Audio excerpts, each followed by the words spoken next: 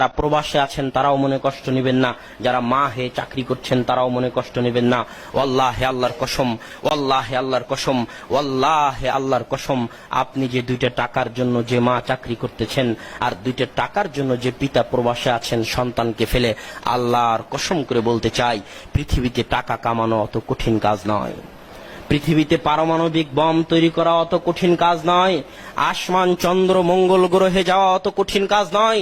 পৃথিবীর সবচেয়ে কঠিন কাজ, সবচেয়ে গুরুত্বপূর্ণ কাজ, সবচেয়ে দামি কাজ, সবচেয়ে চ্যালেঞ্জপূর্ণ কাজ হচ্ছে একজন ছোট সন্তানকে আদর্শ মানুষ রূপে গড়ে তোলা।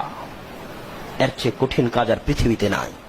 এর জন্য কমসে কম বয়স 10 বছর হওয়া পর্যন্ত একজন সন্তানের সৎ পিতা সৎ মাতার সংস্পর্শ চাই।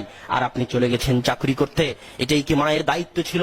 মায়ের সবচেয়ে বড় চাকরি হচ্ছে সন্তানকে লালন পালন করা, সন্তানকে মানুষ করা।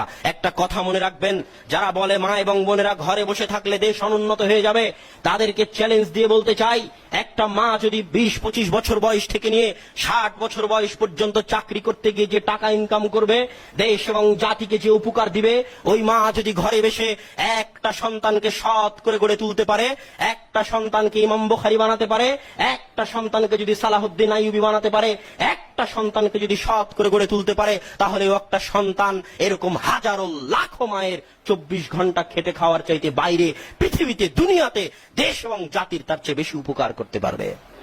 এটা মিথ্যা কথা যে মা যদি বাইরে থাকে দেশ অনুন্নত হবে, বরং এটাই সত্য কথা যে মাকে ঘরের বাইরে বের করে আমার পরবর্তী প্রজন্মকে ধ্বংস করে দেওয়া হয়েছে।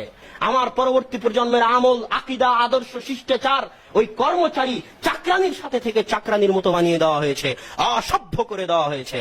মা এবং পিতাই হচ্ছে একটা সন্তানের প্রথম আদর্শ শিখার জায়গা।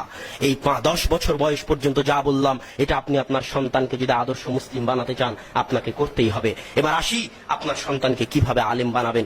একাডেমিক লাইনে চলে যাই, লেখাপড়া শিক্ষার জগতে চলে যাই। লেখাপড়া শিক্ষার জগতের প্রথম বাক্য মরা পর্যন্ত মনে থাকতে হবে এবং সন্তান সন্ততিকে ওসিয়ত করে যেতে হবে যে আউয়ালু তা'লিমিন তুআল্লিম ওয়ালাদাক হুয়াল কোরআন, হুয়াল কোরআন, হুয়াল কোরআন। সর্বপ্রথম যে শিক্ষা আপনি আপনার সন্তানকে দিবেন তা কোরআন, তা কোরআন, তা কোরআন। আমি ব্যক্তিগতভাবে মনে করি কোরআন বাদ দিয়ে অন্য কোন শিক্ষা দিয়ে সন্তানকে শিক্ষা শুরু করানো হারাম।